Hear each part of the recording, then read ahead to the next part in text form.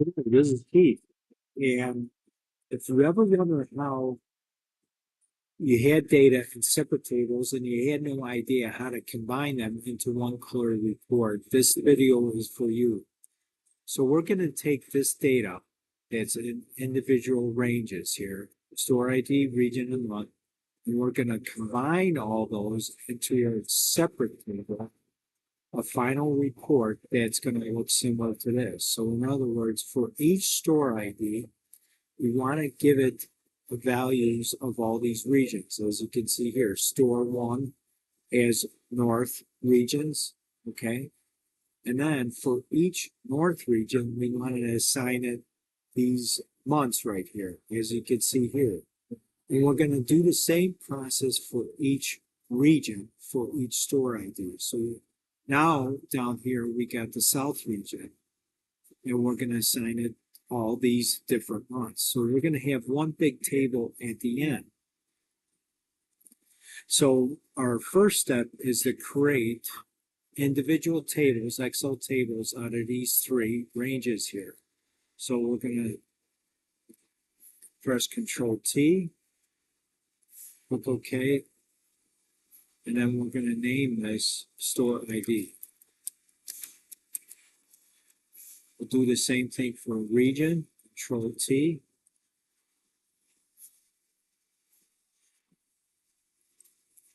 REGION, and we're going to do the same thing for our months. Control T. I'm going to name this months. Our next step is we're going to individually load these tables, okay, into Power Query. We could select region, data from table or range.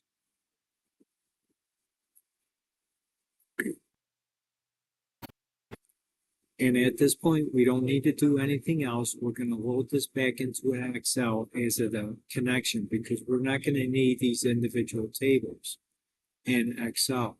So close and load to as a connection. Only create a connection.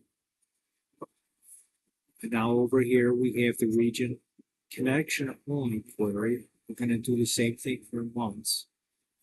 Data from table or range.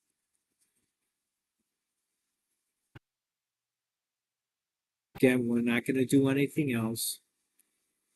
And we're going to load this back the same way as a connection only.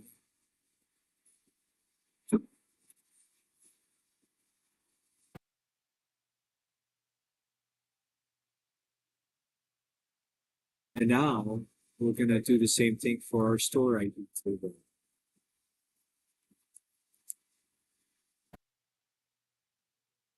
So at this point, we're going to rename this query over here to reports because this is going to be our final report. Okay. And now at this point, we're going to add a custom command.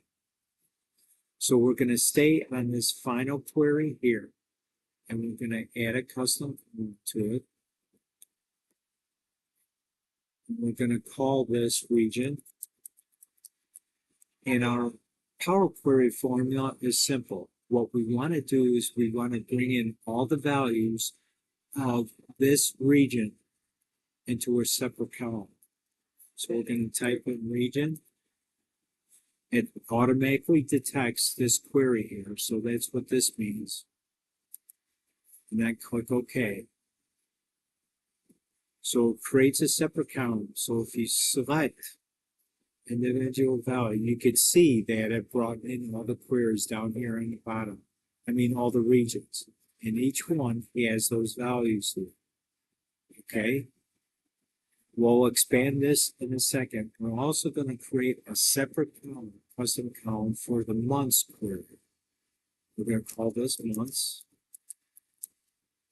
Again, we're going to type in the name of the existing query called months right over here. And click in OK. So if we click on this here, you could see it brought in all the months right down here.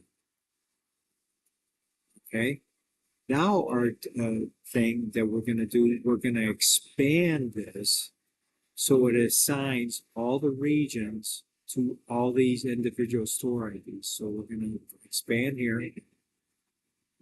We're going to select region. Remember, this table or query only has one column. We're not going to use this, use original column name as prefix. Click OK. And as you can see now, it expanded those values and assigned them to each individual store ID. So all store one's going to have all the regions assigned to it. Then it goes through the same cycle, goes down to the next store ID, and assigns those regions, so on and so forth. They're also going to do expanded months count. Okay, click OK. Now, as you can see, our table gets better. So for each store ID and for each region, we're going to have these individual ones. It goes through June. Repeats the process, store one again, but now for the South region. And it continues that process for all these individual store IDs. So our original table had 20 store IDs, okay? So now at this point is we're gonna change the data types. Let's go up here, change the data type to a text field. Do the same thing here. And I'm going to rename this to region.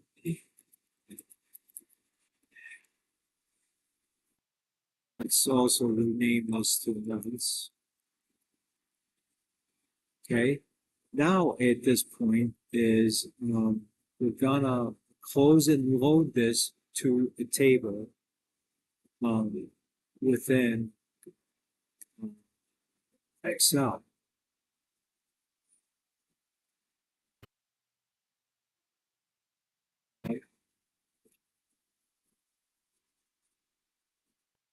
Close and load to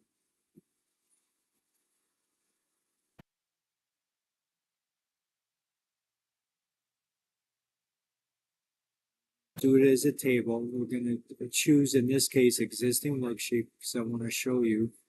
And then we're going to select the cell and we're going to go over here. Okay. So as you can see, now we have a new table of what we wanted over here. Now the power to this is we're going to add some new data and refresh it. So it updates this table over here with the new information. So let's go over here. Let's add a new store ID. Remember, this is an Excel table. So as we add new data, it expands the table to include that new information. Okay. Now let's say that we want to include the rest of the months for the year. So highlight May. I highlight both of these so Excel automatically determines, okay, there's a pattern to this. So it's gonna expand it to July all the way through December. Okay, so now this data has been updated. Now all we have to do is go over here, right click, refresh. Now it includes this table now, includes this new information. So what we could see now, what we did was for each store ID and region, now it expanded the months through December. So initially we had it up to June, but now it includes July, August, September, October, November, and December. It repeats that. And if we look at the filtering here, we could scroll down, you can see now it includes store 21. So that's how you could combine individual tables into one big table for further data analysis. Hopefully this gave you a trick and tip on how to work with power queries and combining tables. And thank you for stopping by today. You have a great day, and I'll catch you on the next video.